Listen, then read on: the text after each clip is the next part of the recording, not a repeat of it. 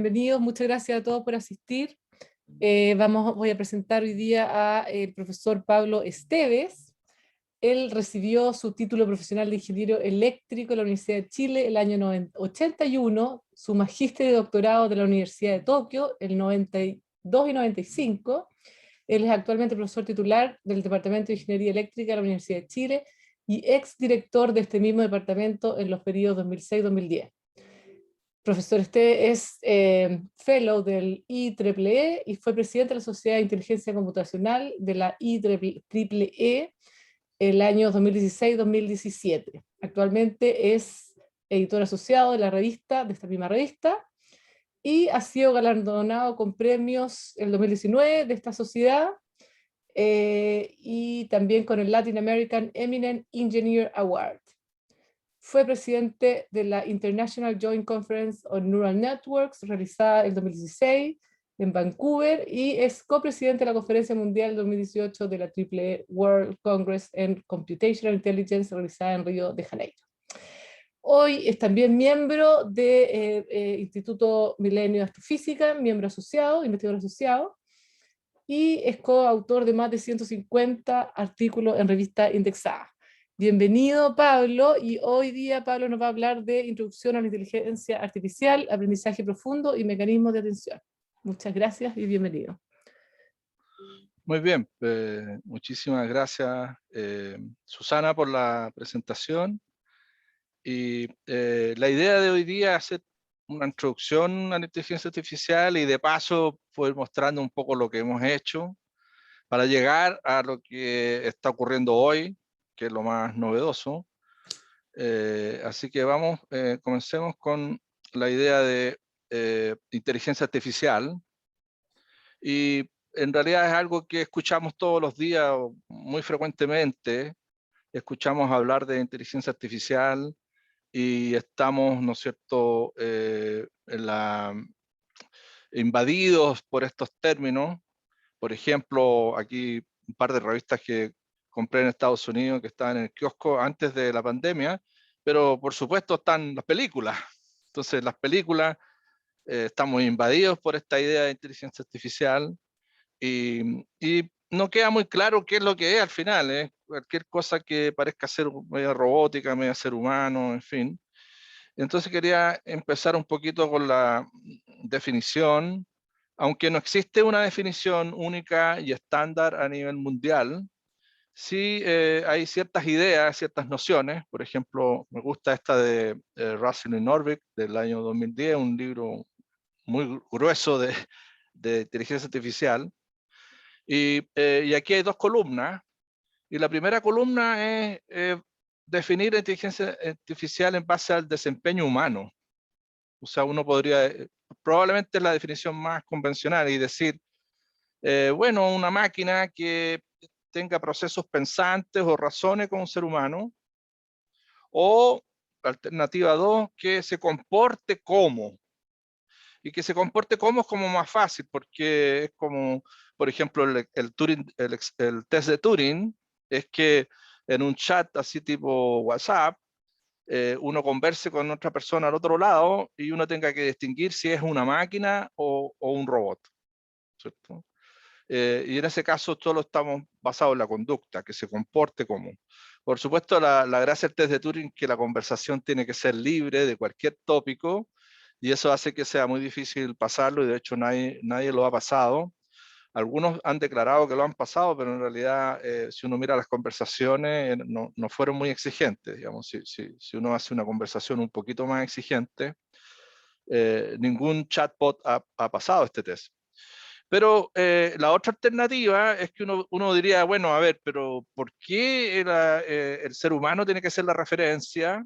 Por ejemplo, cuando quisimos volar, construimos aviones y no pájaros, y cuando quisimos ir al fondo del mar, construimos submarinos y no delfines.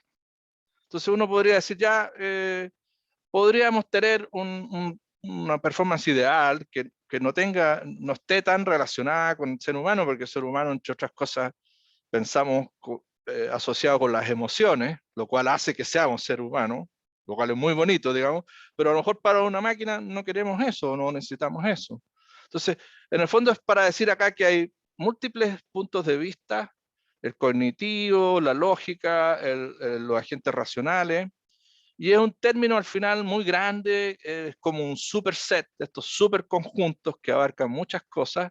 Entre ellos abarca el procesamiento del lenguaje natural, tanto texto escrito como hablado, la visión computacional, la robótica, y Machine Learning, que es lo que yo hago y probablemente algunos de ustedes, o aplican al menos Machine Learning, y que Machine Learning sería un subconjunto dentro de este gran set de inteligencia artificial. Y dentro de Machine Learning, hoy día, digamos, el Deep Learning es el que la lleva. ¿Cierto? ¿El Deep Learning de qué se trata? Aprendizaje profundo basado en redes neuronales artificiales. Y entonces, a mí me gusta esta idea de que la inteligencia artificial es la nueva electricidad. Yo pienso positivamente, hay gente que piensa que todo esto va a ser un desastre, que en forma muy negativa, pero yo pienso que gana lo positivo. Y me gusta esta idea porque, por ejemplo, el 18, los días 18 no tuve que cortar la llave de paso del agua, porque tenía una llave mala y no tenía a quién llamar, y ningún gaffiter me iba a venir el 18 a arreglarme la cañería. Así que yo ya sé que lo peor que a uno le puede pasar en la casa es no tener agua, ¿ya? Pero lo segundo peor es no tener electricidad y no puedo usar nada, no puedo ni siquiera conectarme a Zoom, etcétera. Si uno piensa hoy día, cuántas cosas en la casa o lo que uno hace está relacionado con electricidad. ¿Para qué decir la medicina moderna, el transporte, etcétera? Pero piensen que hace poco más de 100 años no había electricidad, no manejábamos la electricidad. Entonces lo que dice aquí Andrew Ng es que este es el siglo de la inteligencia artificial. Y eso significa que estas cosas de inteligencia artificial van a invadir nuestras casas, así como hay hoy día estos robots que limpian las casas, ¿no es cierto? Pero uno podría esperar que uno después hable con la pared, o sea, uno quiere saber algo y le pregunta a la pared, no sé, porque la camisa sea inteligente, es decir, tantas cosas que pueden ocurrir, ¿no es cierto?, en los próximos años. Y para ilustrar la idea de una de las cosas que más se ha logrado, el reconocimiento y detección de objetos en video, en imágenes, voy a poner un ratito este video.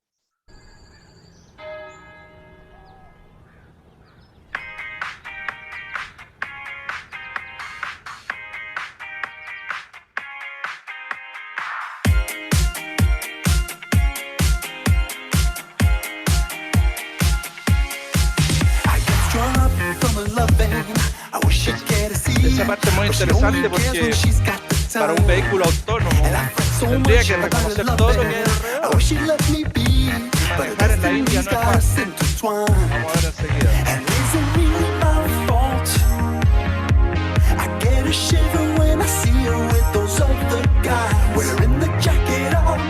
Mira ahí, por ejemplo.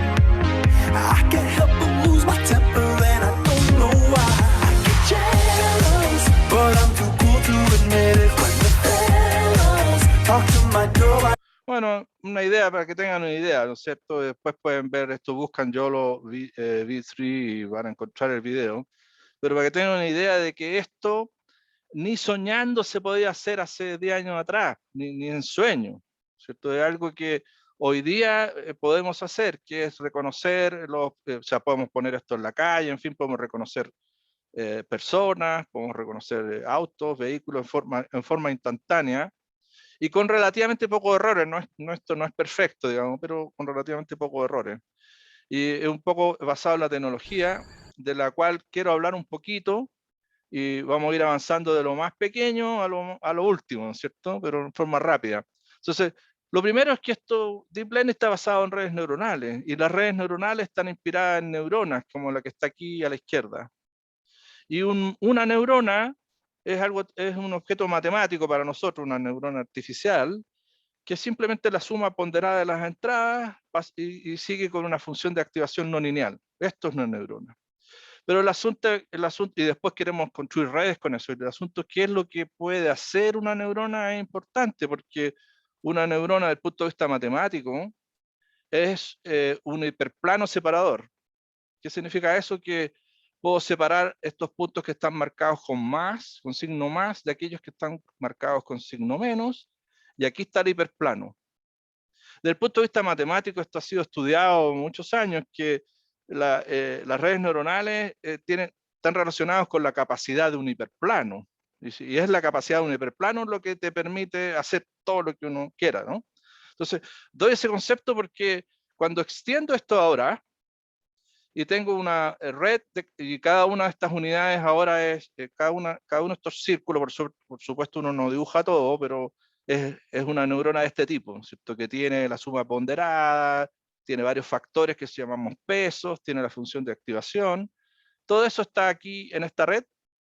Y ahora la pregunta es, ¿qué puede hacer una red multicapa de esta estructura que tiene 1, 2, 3 capas? Y lo que puede hacer de nuevo, si usamos la idea del hiperplano, las primeras unidades lo que pueden hacer es dividir el mundo en dos. Si lo único que puede hacer una neurona es dividir el mundo en dos. Entonces, aquí lo hizo, aquí lo hizo, aquí lo hizo.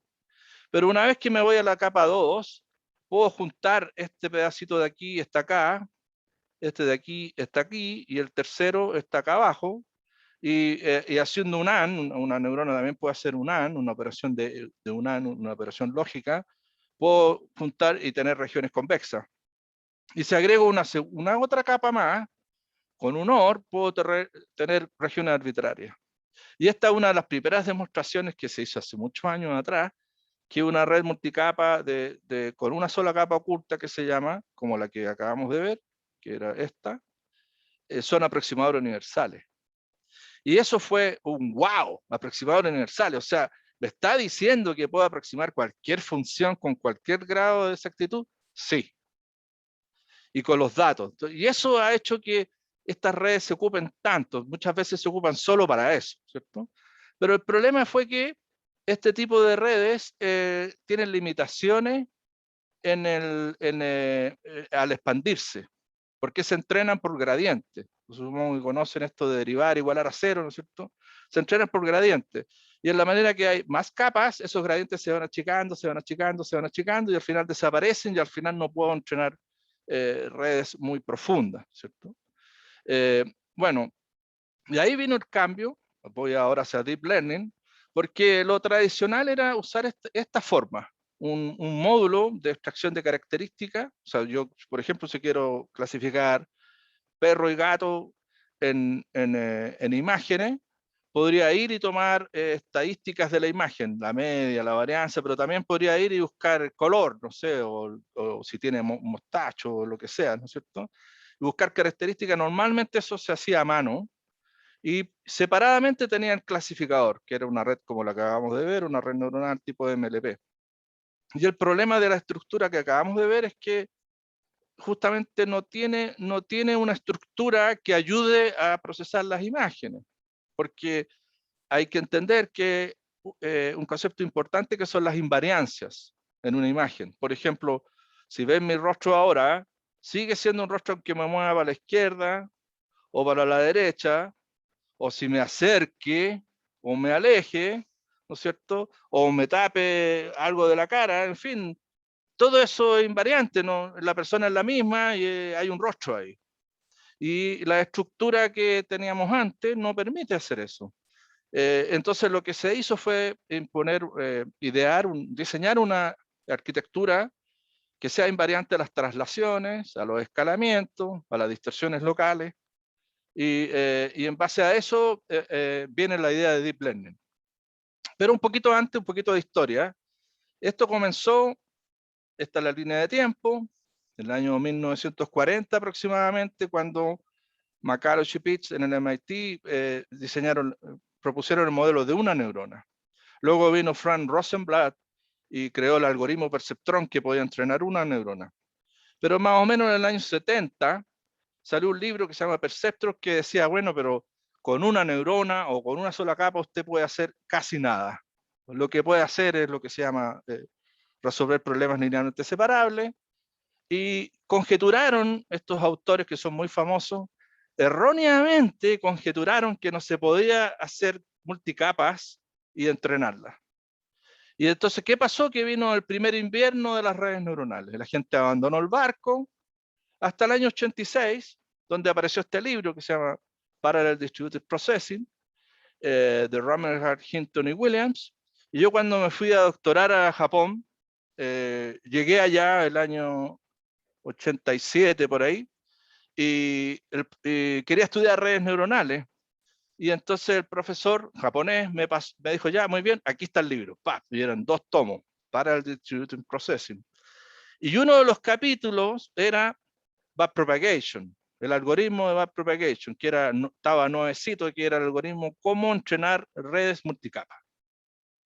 Y eso hizo que viniera un boom acá, verde, que duró hasta el año 95 aproximadamente, donde apareció otro libro de Vladimir Babnik, que es un matemático ruso, que se llama Statistical Learning Theory, donde él propuso otro modelo, una alternativa que no usa redes neuronales, que se llama Support Vector Machines, y que tenía muchos fundamentos matemáticos muy buenos, y las redes neuronales empezaron a que no podían ir más allá de 3 capas, había muchos problemas para entrenar redes más profundas, y vino el segundo invierno, aquí la flechita roja, hasta más o menos el año 2009, 2010, y ahora no voy a poner un libro, sino que voy a poner una competencia que se llama ImageNet, donde se les ocurrió a gente de la Universidad de Stanford, bueno, hagamos una base de datos, pero no con 20, 100 o 1000 imágenes, sino que con 1.000.000 de imágenes. Y la competencia es clasificar 1000 clases distintas. Eso en su época, hace 10 años atrás, no había nada parecido, digamos. Apareció Gonzalo. Si no tenía clase Gonzalo. Y Sí, entonces, me arranqué un segundo, lo sé. eso, Gracias, Pablo. muy bien, vamos. Entonces, ¿qué pasó? Que esta competencia se generó en el año 2010 y empezaron a ganar las redes neuronales profundas uno y otro año, hasta que llegó el momento en que ya le ganaron a las personas, o sea, tuvieron un error más pequeño que las personas. Pero la pregunta entonces es, ¿qué es lo que viene ahora? Una opción es, Winter is coming. Se nos viene otro invierno de las redes neuronales, porque es cosa de ver acá cómo está pasando esto. Pero como dijo un alumno estos días, me dijo, no, summer is coming, a lo menos en el hemisferio sur, summer is coming, ¿no? Entonces, pero sí pareciera más o menos obvio que van a venir nuevos algoritmos, ya sea de redes neuronales o de otro tipo. Y justamente hoy día quiero mostrarle un nuevo algoritmo que no es una red neuronal, ¿eh? Y que funciona muy bien. Así que eso lo vamos a dejar un ratito más. Entonces, la idea ahora fue decir, ya, sé que lo que quiero hacer es agregar invariancia al desplazamiento, al escalamiento y la distorsión, sobre todo para procesar imágenes, pero esto también sirve para procesar series de tiempo. La manera de hacerlo es agregar campos receptivos locales, pesos compartidos, submuestreo. No vamos a mostrar mucho detalle de eso, pero aquí la noción está acá. Si esta es una imagen, yo no necesito procesar la imagen entera, sino que puedo usar un filtro, en este caso de 3×3, eso se llama un campo receptivo local. Cada una de estas unidades tiene un peso asociado a un parámetro, y esta es como una neurona de arriba, ¿no? Y la idea es que los pesos sean los mismos, de manera que, porque lo que quiero hacer es buscar algo en toda la imagen, por ejemplo un ojo, y quiero buscarle mismo, si hay un ojo en cualquier parte de la imagen. Entonces esta idea queda más clara en la próxima lámina, acá aquí lo hicimos con un ojo, donde hay un ojo y empieza a buscar el filtro hasta ahí, le apuntó, ahí de nuevo, encontró el segundo ojo. Entonces esta operación de usar un filtro para buscar cosas se llama convolución. Ahora, no necesariamente están buscando un ojo, puede ser algo más simple, como por ejemplo, si hay alguna línea horizontal, si hay alguna línea diagonal, en fin. Entonces, ese tipo de cosas, bueno, son construidas en forma automática, entonces por eso digo, no es que necesariamente anden buscando un ojo, sino que esto se aprende, ¿ya? Pero la idea de la convolución es ocupar filtros, lo puedo ocupar, fíjese que en señales una dimensión, esta es la señal, este es mi filtro. Lo que hay que entender es que la convolución tiene que ver con cuándo este filtro se parece a la señal. Y cuando se parece más, aquí es negativo, así que no va a ser por acá, ¿no es cierto? Y si uno hace la correlación acá, va a ver que efectivamente es más alta acá. Y aquí es negativa. Entonces, esa es la idea de la convolución. En base a esa idea, se hicieron redes neuronales convolucionales, que en todas las primeras capas son convolutivas, ahí está la letra C, y las capas finales son para clasificar. Entonces lo mismo que vimos antes, la red MLP, Multilayer Perceptron, es buena para clasificar, así que se coloca encima.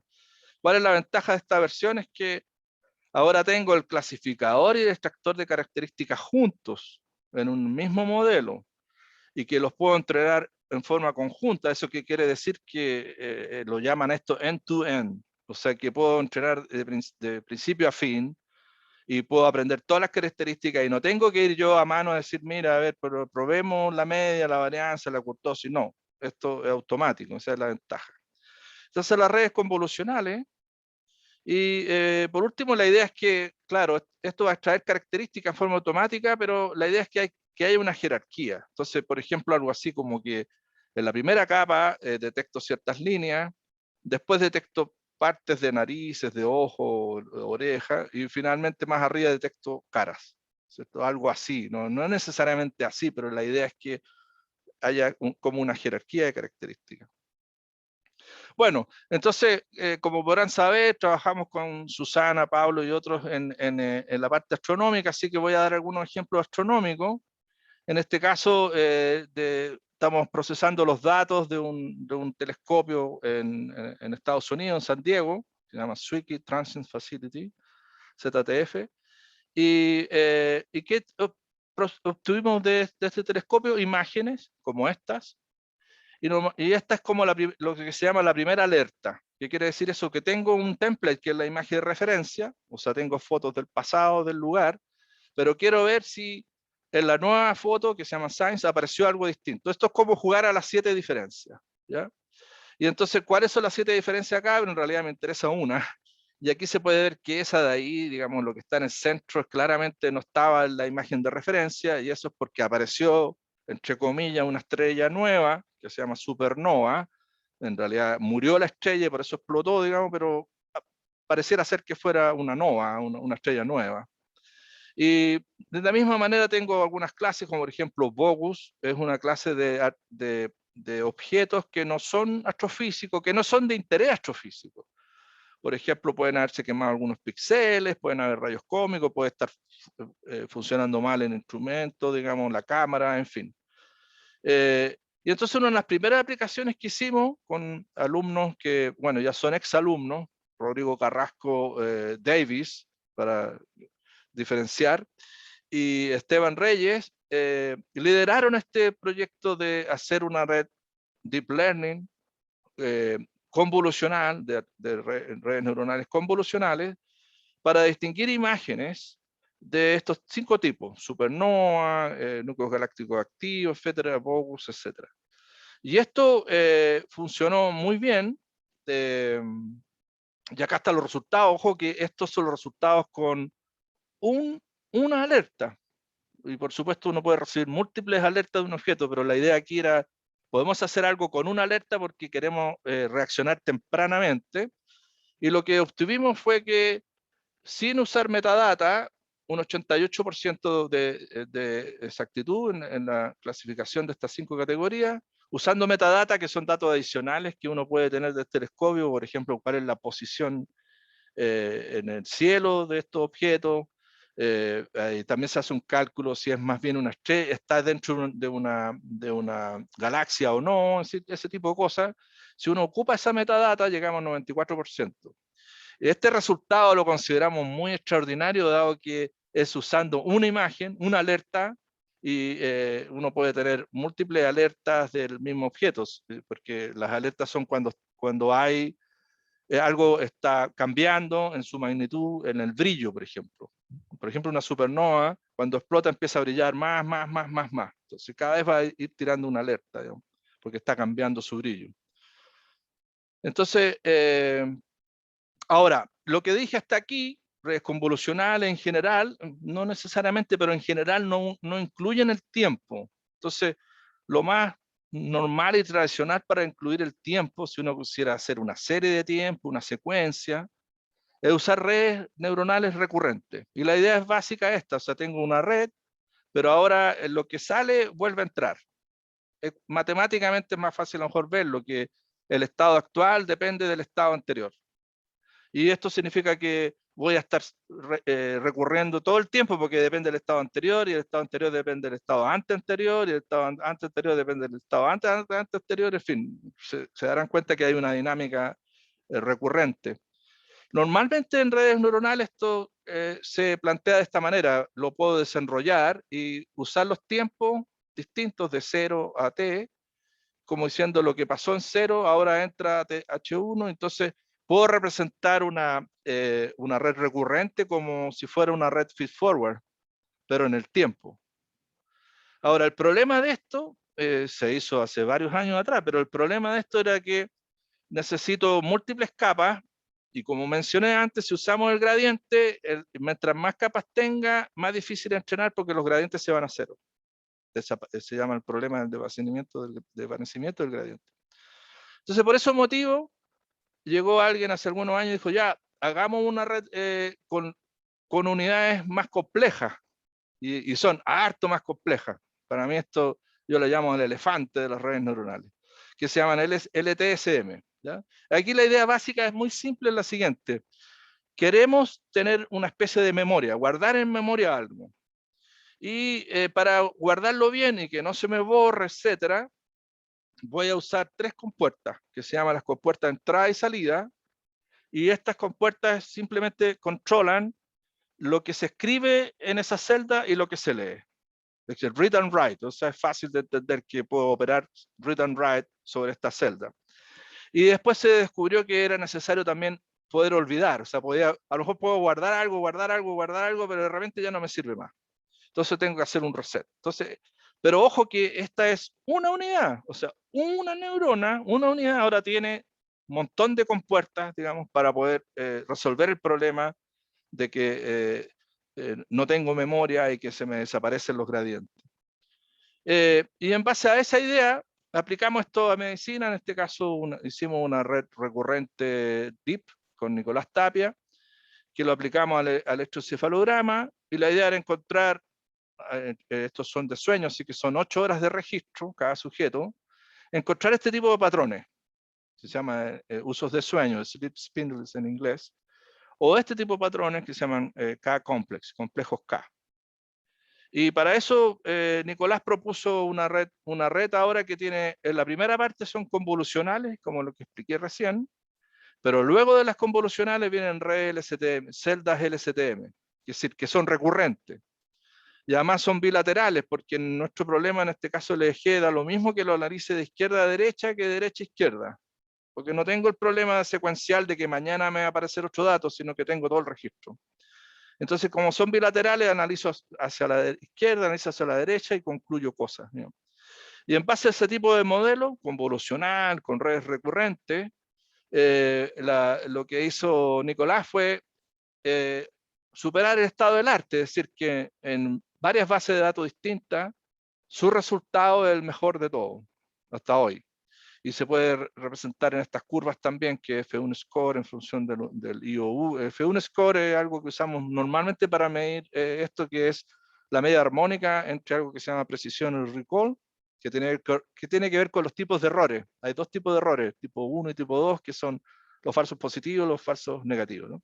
Entonces, el F1 score como que es un solo métrica que me combina ambos.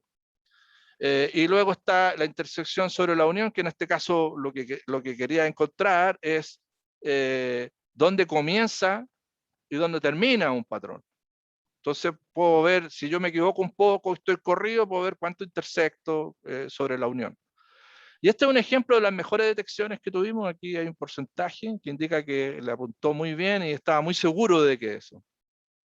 Podría hablar más de esto, pero voy a cambiar de tema. Es solo para ilustrar de que funciona esto muy bien de las redes recurrentes en EEG. Pero también nos interesa analizar señales de astronomía, que se llaman curvas de luz, y ahí no hemos tenido un buen resultado. ¡Wow! Y lo que pasa es que las curvas de luz son muy irregularmente muestreadas. Uno está acostumbrado a mostrar algo, 1 por minuto, 1 por día, eso es lo típico. Pero la curva de luz no, es súper irregular, tiene grandes gaps, o sea, de repente no hay datos. Y además en el caso particular que queremos hacer, que son supernovas, no hay periodicidad tampoco, porque es un evento que explota y va subiendo su brillo y después decae, pero no hay nada periódico. Entonces todo hace que sea bastante difícil resolver ese problema. Y nos preguntamos, bueno, pero la pregunta fue, ¿y ahora quién podrá ayudarnos? Y esta es la respuesta. Transformers.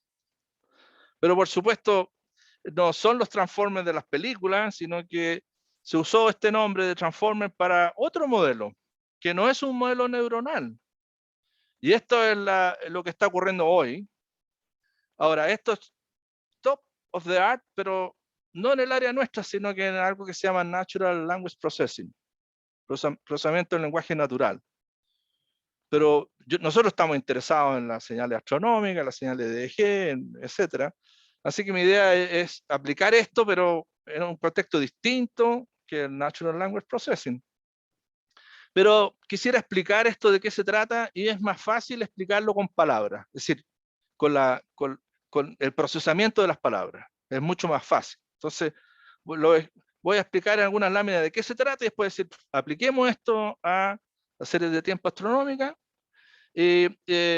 Por ejemplo, acá la idea es que tengo una tarea de lenguaje que es, por ejemplo, traducir texto del francés al inglés. Entonces aquí estos tipos de arquitecturas tienen un codificador, que es el encoder, y un decodificador. Vamos a ver enseguida que esto tiene que ver con que, por ejemplo, el codificador tiene que procesar la secuencia en francés, je suis étudiant, y lo que esperaría del decoder es que me salga I am student. Entonces puedo hacer traducciones, por ejemplo. Pero una cosa extraordinaria del transformer es que no ocupa recurrencia, ni convoluciones. O sea, hasta aquí, nosotros dijimos ya, redes neuronales, o sea, si me pregunta a mí, redes neuronales, ¿qué? Ah, convolucional o recurrente. Pero resulta que acá no ocupa ni recurrencias ni convoluciones. Uno dice, wow, ¿cómo lo hacen? ¿Cierto? Entonces, la idea es de usar un codificador, un decodificador, y estos codificadores y el decodificador tienen unos módulos que se llaman self-attention, que es lo que voy a explicar enseguida, la autoatención. Y vamos a distinguir autoatención de otro tipo de atención, porque autoatención significa, por ejemplo, que si yo tengo una oración como esta, je suis étudiant, yo podría poner atención sobre todos los elementos de esa oración. Y eso es autoatención. Pero si tengo que cruzar la atención entre esta secuencia y esta otra, entonces ya no es autoatención, ¿cierto? Que sería esta atención de acá que se llama encoder, decoder, attention, ¿ya? Pero vamos a explicar esta idea de self-attention. Ahí. Entonces, pienso que es más fácil explicarlo así. Mira, si uno ve la frase esta, que dice, the animal didn't cross the street because it was too tired, y de repente me paro en el it, en la palabra it, la pregunta, ¿a qué se refiere el it? Y todos sabemos que si uno lee esto, ¿qué va a ser the animal? Pero la idea ahora es que eso lo encuentre en forma automática. El transformer lo encuentra en forma automática. Porque lo que tiene que hacer es poner atención, focalizar su atención de toda esta oración, focalizar su atención en the animal. Y efectivamente eso es lo que hace.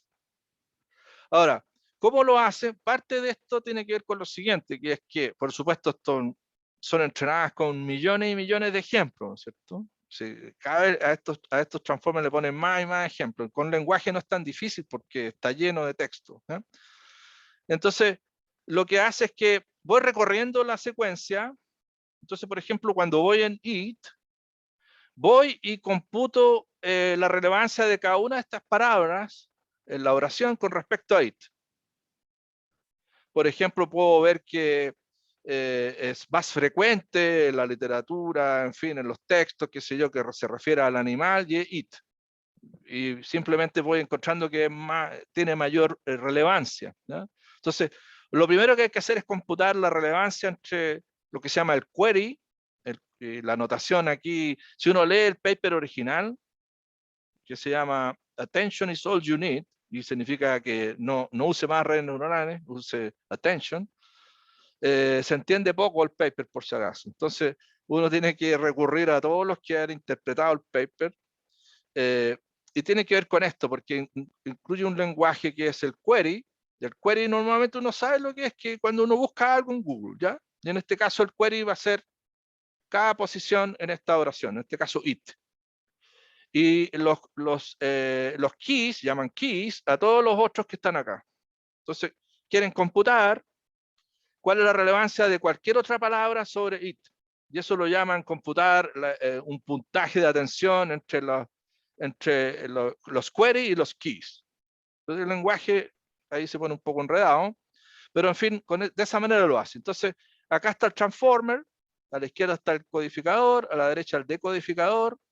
De nuevo, la idea es que aquí pase la oración en francés y que por acá pase la oración en inglés, ¿ya? Y una cosa que hay muchos aspectos que podríamos estar largo rato hablando de esto, pero hay una cosa interesante, que es que el transformer, como no usa recurrencia y no usa cosas secuenciales, la pregunta es cómo lo hace, porque al final, si quiero procesar un texto o una serie de tiempo, necesito tener una idea de cuál es la secuencia, qué va primero, qué va después. Y la manera en que lo hacen esto, usan una cosa que se llama positional encoding, que es que, bueno, primero, si estamos trabajando con palabras, tienen que ser traducidas a vectores numéricos. Luego le agregan una posición, cuál es su posición en la secuencia, usando un truco que es usando unas funciones seno y coseno, le agregan la información de cómo es el tiempo. Y eso es lo que hacen, ¿cierto? Más o menos.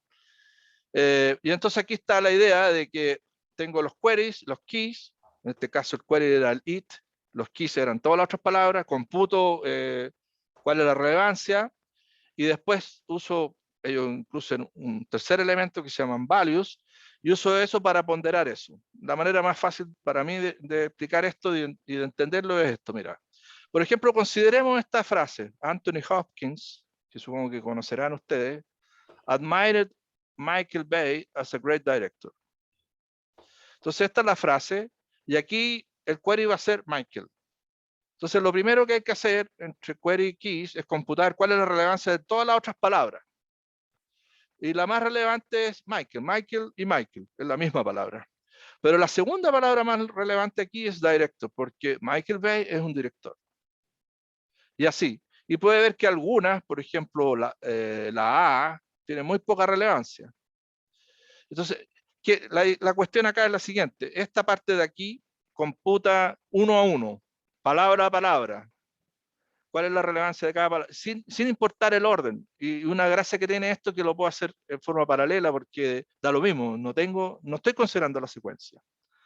Pero luego, una vez que he computado estos factores, pondero toda la señal, toda la oración, y hago un resumen de esto, que es como el valor agregado, o sea, la suma, que me explicaba mi estudiante, que esto es como tomar el valor esperado de esta distribución. Y eso es. Entonces, ahora esto lo voy a ir corriendo, lo voy a hacer sobre cada una de estas cosas, en fin, ¿ya? Yo sé que esto es un poco más complejo, pero lo que quiero hacer es simplemente la introducción, la idea. Si ustedes piensan cuando hablamos y estamos hablando de algo, y si el gato, no sé qué cosa, y sigues hablando, y luego salió de la cocina, y uno sigue la idea y sigue que era el gato de lo que estamos hablando, ¿no es cierto? Entonces, como que es natural para nosotros esta forma en que lo está viendo el Transformer. Ya. Y la última parte entonces es cómo aplicamos esto a curvas de luz en astronomía, ya que no nos fue tan bien con las redes recurrentes. Aquí está Oscar, que también ahí supongo que se está haciendo un electroencefalograma, y su trabajo de tesis es sobre clasificación usando atención de curvas de luz multibanda en el Survey ZTF. Entonces, lo que hace Oscar es que tiene un codificador que en realidad tiene dos modelos, así que podemos concentrarnos en que es el codificador. ¿Qué es lo que ocurre? Es que esto es una curva de luz, es como una serie de tiempo, del brillo, en este caso de una estrella, en función del tiempo, pero tengo más de una banda, en este caso la banda roja y verde. Y aquí lo puedo computar conjuntamente, significa que pongo todo en una sola serie, o lo puedo computar separadamente, ¿cierto? Cómo manejar la multibanda en este caso. Pero aquí viene el tema de que él hace una proyección, esto es para ampliar la dimensionalidad, o sea, conviene que esto se procese en mayor dimensión. Luego viene una modulación en el tiempo, o sea, la manera de darle la información de tiempo al transformer, es decirle, mira, hay una modulación en el tiempo usando también funciones seno y coseno, pero usando armónicas también. Y no voy a explicar eso en detalle, pero existe esa idea de que está la información de tiempo y es como una modulación. O sea, por ejemplo, cuando uno escucha radio, esa señal ha sido modulada, frecuencia modulada, ¿no es cierto? Y ha sido transmitida, en fin, y al final uno lo decodifica. Pero en este caso no se usa la decodificación, sino que se procesa la señal modulada. Se ocupa la atención, en fin, y como todo encoder-decoder, no sé si conocen los autocodificadores, pero normalmente lo que uno quiere, lo que anda detrás es lo que está en el medio, o sea, lo que se llama el espacio latente o la representación. Entonces aquí está el encoder, aquí está el decoder y aquí está lo que se representa en el medio, ¿ya? Y esta parte que se representa en el medio lo usamos para clasificar. Y entonces operamos sobre supernovas. El problema es que no son muchos datos, son solo 2000. Hay mucho desbalance de clases, hay una clase que tiene 31 y otro tiene 1500, también es un problema, ese tipo de cosas. Y aquí está el resultado, ya estoy a un par de láminas de terminar, Susana. Esto es el resultado que a mí me gusta y encuentro muy, muy interesante. Veamos esta columna de F1 Score. Ya dijimos que F1 Score es la media armónica de Precision and Recall, así que estas son las componentes de esto. Y aquí tenemos el Random Forest que usó Alerce para computar esto, que dio 0.51 en esta métrica. Y las redes neuronales tipo GRU, RCT me dieron 0.49, 0.48, o sea, peores, es lo que dije antes. O sea, ¿cómo puede ser si estamos tan enamorados de las redes neuronales y no funcionan? Tan bien como esperar. Son modelos muy diferentes, por si acaso el primero se basa en features que han sido calculadas por años por los astrónomos y tienen 150 features, y después al final de haber computado esos features, uno coloca el clasificador, que en este caso es un random forest.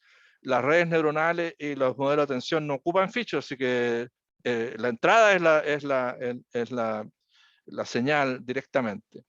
Pero aquí está lo interesante. Usando el modelo de atención propuesto por Oscar, este F1 score salta a 0.58 y la diferencia es estadísticamente significativa. Este es el caso paralelo, este es el caso serial, y acá se ve que, bueno, este es el caso cuando estamos en el extremo de estas curvas, porque esto depende del número de puntos. O sea, aquí es cuando tienes 100 días de cómputo y aquí te baja a 10, 20 días, pero se puede ver que la curva verde, que es el modelo de atención, supera siempre a los modelos de random forest y de redes neuronales. Y ese resultado es topísimo, para mí por lo menos. Me gusta mucho este resultado. También indica que hay algo malo en cómo usamos las redes neuronales, recurrentes. Probablemente hay que hacer un modelo diferente, digamos. Estos ya, si quieren, tablas de confusión. Por ejemplo, la supernova 1A, esta es con la Random Forest, teníamos 75%, pero con el modelo de atención 85, 85. La supernova 1BC aquí tiene 55 y pasó a 70 y 75. O sea, hay un cambio bien dramático, muy interesante. Lo otro interesante de los modelos de atención, y por eso se llama modelo de atención, es que puede decirte dónde está poniendo atención. Entonces, por ejemplo, si esta es una curva de supernova en su versión verde y roja, que son las bandas, el círculo, mientras más grande sea, es que está poniendo atención. Y lo que hemos observado es que pone más atención al comienzo, hasta llegar un poco al máximo, y después, una vez que ya esto empezó a caer, ya perdió interés. Eso es una de las cosas que hemos observado. También es como un side product, como una cosa que sale de natural, que es dónde está poniendo atención el modelo. Bueno, con eso termino. O sea, me gustaría decirles que Transformers es una nueva tecnología competitiva con redes neuronales. No significa que sean mejores, todavía depende mucho del problema. Como mostré recién, el problema del EEG funciona muy bien las redes neuronales. El problema de astronomía es difícil por las razones que mencioné. Me gustaría enfatizar la importancia de los equipos multidisciplinarios. Por lo menos lo que yo hago no se podría hacer sin gente de otras disciplinas. En particular, no lo he mencionado acá, pero trabajamos con muchos astrónomos, con Francisco Foster y otros, y también con gente del área de medicina. Y finalmente, el problema es que mi antibiblioteca sigue creciendo. ¿Sabes lo que es la antibiblioteca? Es todos los papers y libros que quiero leer, pero no he tenido tiempo para leer, y eso aumenta y aumenta y aumenta, y además empiezan a aparecer, o sea, estoy al día y aparece otro, y aparece otro, y aparece otro. Entonces, eso lo llamo yo la antibiblioteca. Eso es, pues. Muchas gracias por escucharme. Muchas gracias, Pablo. Vamos a las preguntas. ¿Alguien tiene una pregunta? Si no, parto yo. Pablo Hoysi. Vamos, Pablo. Hola, gracias. Bueno, primero, súper buena la charla, muy motivadora y tremendísimo esos resultados con la atención. Pero Sí. justamente a mí, de las cosas que más me interesaría saber es algo que pasó como un poco rápido, que era el, cómo se codifica la posición, especialmente en el caso de las curvas de luz que son irregulares. Ah, sí. Sí, justamente ahí, a ver si tengo por acá. Ahí ¿Tú está dices la como, posición del espacio de la supernova? no tengo la imagen acá, no la saqué. Es, Mira, a ver, acá está chiquitito, ¿no? Acá está ujú. chiquitito. Saqué esa explicación porque ya era como mucho, ¿ya? Entonces uno empieza a sacar cosas.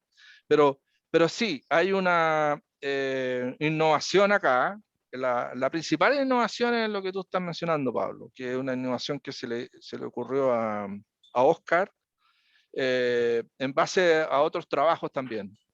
Y porque en el caso del Transformer, lo habitual, lo que hacen es usar funciones seno y coseno, pero esas funciones son periódicas, y con una señal no periódica y además llena de irregularidades como son las supernovas, Oscar encontró que no funcionaban bien. Entonces ideó una modulación que usa una función para escalar, que es el alfa aquí, esta es la data, y usa una función para sesgar esto como un bias, ¿ya? Y entonces son estas funciones, ¿ya? Y en base a esa idea es como que el tiempo pasa a ser continuo, ¿no es cierto? Y luego uno puede pararse en cualquier punto y va a tener una estimación, ¿cierto? Ahora, esto solo se requiere en el encoder, que es lo que está acá. En el decoder, que es lo que está a la derecha, él encontró que era mucho mejor usar los deltas, porque son conocidos. Si me refiero a que si tú tienes una serie de tiempo, o sea, una curva de luz de una supernova, tú sabes cuál es el delta T entre el primer punto y el segundo, el tercero, etcétera, ¿ya? Ese delta T es lo que ocupan las redes neuronales cuando son codificadores. Pero él lo está ocupando solo en el decodificador. Y él encontró que había una discrepancia, porque cuando estoy forzado a usar el delta T a la izquierda y a la derecha, eso causa muchos problemas. Entonces ahí está la innovación. Más detalle habría que preguntarle a Oscar, porque él es el creador, yo solo superviso. la, la, digamos, los inventos de estos de Oscar. No sé Ya, si está buenísimo. conectado hoy día. Sí está. A lo mejor Oscar podría explicar brevemente. ¿Está por ahí? Oscar, ¿Aló? yo lo vi, sí. Sí, hola a Ahí, todos. ahí está el famoso Oscar. Sí, en ¿Podría explicar cómo realidad, trata la irregularidad aquí? sí, bueno, el profe lo estaba explicando bastante bien. La idea es que yo tengo una curva de luz, ¿cierto? Que al final voy a tener una serie de embeddings, donde cada uno de estos embeddings está asociado a un tiempo continuo arbitrario, ¿cierto? Entonces la idea es que estos embeddings yo los puedo modular usando funciones de escala y de bayas que puedan ser evaluadas en cualquier lado del tiempo continuo. Entonces, como mi serie de tiempo es irregularmente ampliada, yo puedo, estando en cualquier lado del tiempo, evaluar esa escala y ese bayas y modular. Entonces, aquí la gran pregunta es cómo yo puedo construir escalas y bayas que se puedan evaluar en cualquier parte del tiempo continuo. Y eso se hace con descomposiciones de Fourier, que no está acá en todo caso, pero la idea es que la escala y bayas son funciones arbitrarias porque pueden tener cualquier forma dentro de Usa múltiples un rango. armónicos y eso hace que no sea ya una señal periódica. Ya, perfecto. Claro. Entonces, la idea es que, dado un rango no redundante que yo selecciono, yo puedo construir cualquier tipo de escala de bayas y eso lo uso para modular y así inducir la información del tiempo. Ah, buenísimo, súper claro. Ya, gracias. Súper, gracias. ¿Alguna otra pregunta? Si no, aprovecho yo. A mí, ¿cuál fue la ventaja de usar dos bandas, por ejemplo, en la clasificación? ¿Hay alguna una ventaja de usar las dos bandas o la performance sería el mismo? No sé si Oscar hizo eso, porque no, Ah, entiendo que no lo ha hecho. ¿Ah? creo que experimenté al comienzo de mi investigación, hace unos años, y efectivamente uno gana mucho si es que ocupa las dos bandas, porque a veces se pueden complementar entre ellas, sobre todo en el caso de Supernova. Y en los cursos que hemos hecho de inteligencia también se ha corroborado un poco esa hipótesis de que ocupar todas las bandas disponibles en el fondo ayuda a discriminar el tipo de objeto astronómico. Eso se ha probado igual harto con features, al menos. Sí, Ya, pero ya. una pregunta sería, Oscar, si puedo hacerlo antes. O sea, eso es como lo que uno quisiera para algo como el SCT. Si usando multibanda lo puedo hacer antes porque están separadas en el tiempo. Pero bueno, Ah, es claro, algo entiendo. Habría que, claro, sí, habría que se que podría hacer esa prueba. estudiar. Súper. ¿Quién más tiene alguna otra pregunta, comentario?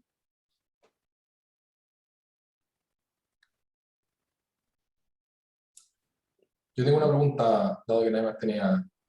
Dale. Oye, muchas gracias, Pablo, por la presentación. Estuvo súper interesante, muy entretenida, como siempre, las cosas que están haciendo por allá. Oye, y la pregunta mía va más por el lado de interpretabilidad, ¿ya? Porque justamente una de los drawbacks que tienen las redes neuronales Claro, es que cuesta harto poder cachar ¿por qué? ¿Por qué me recomendó eso? Y con tu claro. experiencia, quizás la pregunta ahí va, ¿qué ves tú? ¿Hay algún futuro para que uno pueda tratar de poder mejorar la explicación que viene atrás cuando uno está ocupando redes neuronales? ¿Alguna cosa Claro. que se esté usando, aprovechando? Porque aquí tú mostraste justamente el tema de meter el tema en el Sí, Natural Language Processing, ¿no es cierto? Ya te ayuda a decir, mira, aquí me fijé en estas cosas. claro. Y eso te ayuda un poco, pero no sé cómo lo ves tú. Sí, sí. Yo creo que buena es una muy buena pregunta y de hecho hay todo un tema hoy día que es el XAI. XAI es que sea inteligencia artificial interpretable. Es todo un tema. Pero con redes neuronales, a ver, hay mucha gente que dice que son cajas negras y yo no creo que sean cajas negras, son cajas grises, ¿ya? Pero no es que uno no vea nada. Entonces, con redes neuronales tú también puedes hacer lo mismo. O sea, tú puedes volver hacia atrás y hacia la entrada e indicar dónde la red puso atención. Con otra, la terminología no sería la misma, ¿no es cierto? Pero se puede hacer. Y existen métodos que hacen eso, ¿ya? Tal como lo está haciendo ahora atención, que te está diciendo, mira, estas son las variables más importantes, en fin. Pero el problema es que eso es muy limitado, o sea, llega hasta ahí nomás, ¿ya? Y la interpretabilidad humana va mucho más allá. O sea, por ejemplo, yo quisiera que si me están diciendo que me tengo que operar una operación de 8 horas, no me digan que que la red miró un punto en alguna parte, sino que haya algo más que se pueda razonar, ¿ya? Y ahí donde empieza la discusión de que Susana conoce, que es que, entre otras cosas, hay que incluir la causalidad. ¿No es cierto? Que hoy día la mayoría de las redes, por lo menos las que se ocupan las asociaciones estadísticas y nada más, ¿ya? Pero si uno quisiera ir más arriba, tendría que incluir un modelo causal. Esa es una opción. Otra gente dice que ya, las redes neuronales, por ejemplo, acá, más o menos están mostrando que razonan bien en el espacio y algo en el tiempo. Pero en realidad hay muchos otros factores, por ejemplo, psicológicos, es decir, hay muchas otras cosas de contexto que tengo que razonar, que no son solo percepción. Por ejemplo, un tema común es el sentido común. ¿Cuándo una red neuronal, un robot, va a tener sentido común? Entonces, el nivel de interpretabilidad va desde que miro dónde está fijándose la red hasta darme una explicación razonable como lo hacemos los seres humanos. Y eso es todo un tema de investigación. Súper, muchas gracias. Gracias, Pablo. Mira, acá María Teresa Molina dice que quiere hacer una pregunta. Vamos. Mi pregunta puede ser muy ridícula porque la No. verdad es que no sé casi nada de esto. No hay pregunta ridícula. Pero se me vino a la mente lo siguiente. Estas máquinas tienen o sea, lo que se le ha incorporado a las máquinas no es infinito, ¿verdad? En este momento las neuronas, digamos, que se le incorporan, no son infinitas. No. Entonces, a ver, sí, perdón. Dale, pregunta Entonces, primero. no son infinitas, entonces se le podría decir a la máquina que reciba cualquier neurona que no sea de las que tiene incorporada para descubrir una neurona que no existe, o sea, que no tenemos conocimiento.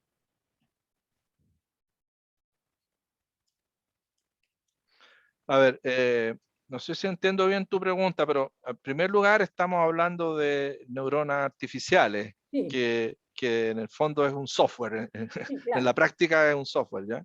claramente. Entonces, efectivamente, las redes pueden tener millones de neuronas que son, lo llamamos elementos muy básicos de que computan algo muy básico. Entonces, puedo tener millones y puedo tener millones de parámetros, puedo tener redes muy grandes, ¿ya?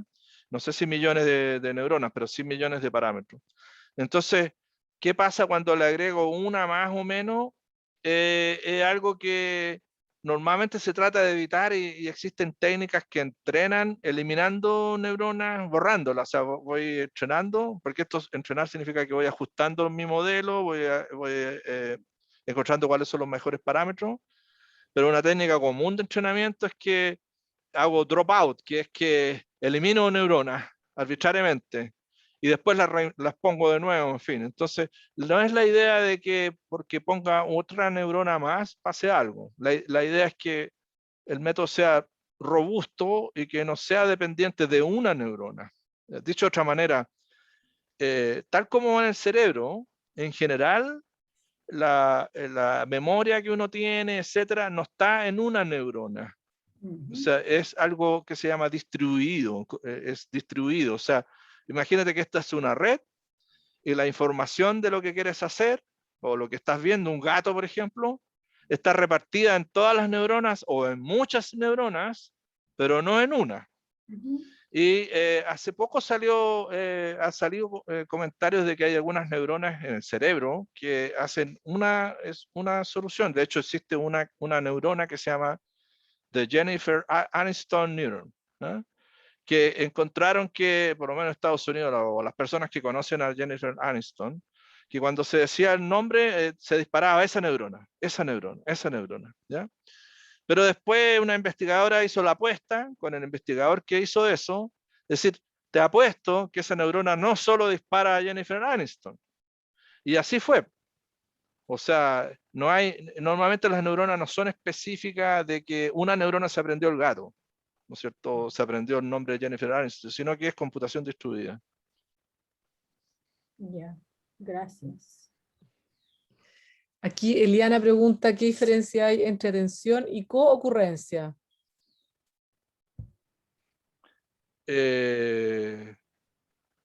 A ver, es que la idea acá es que, o sea, de alguna manera tiene que haber coocurrencia en el sentido de que si estamos hablando de lenguaje, uno sabe que hay palabras que van juntas, ¿no es cierto?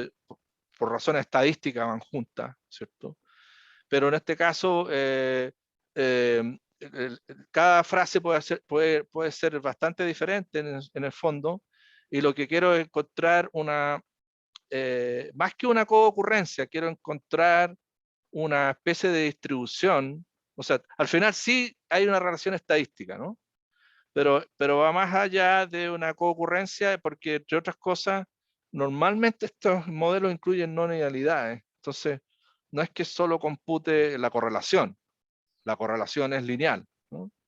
Es como algo más sofisticado que eso, pero también tengo que considerar la secuencia, la información temporal, y también tengo que ver si puedo predecir o no, o puedo traducir, en fin.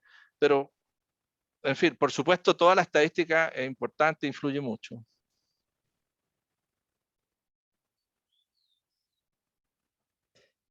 Eso, muchas gracias. ¿Alguna otra pregunta?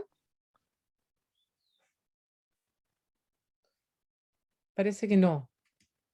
Así que, Pablo, te damos las gracias nuevamente y a todos los asistentes. Gracias a ustedes y a todos los que están presentes. Nos vemos.